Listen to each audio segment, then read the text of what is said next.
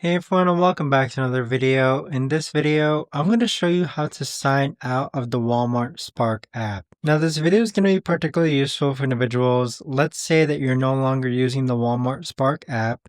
Maybe you're logged onto someone else's phone and you want to go and log out. How do you actually go ahead about doing so? Now this video is going to be short, sweet, and simple, guys. There's not going to be a lot of steps involved.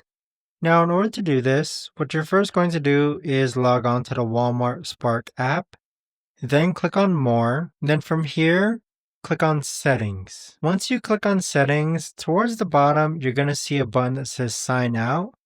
Click on Sign Out, and that should log you out of the Walmart Spark app. But there you have it, guys. That right there is the best and easiest way that I know of to actually go ahead about doing this. If you guys know of a better, easier way to actually do this, let me know in the comments down below. I would love to know. Thanks so much for watching, everyone, and I'll see you guys all in the next video.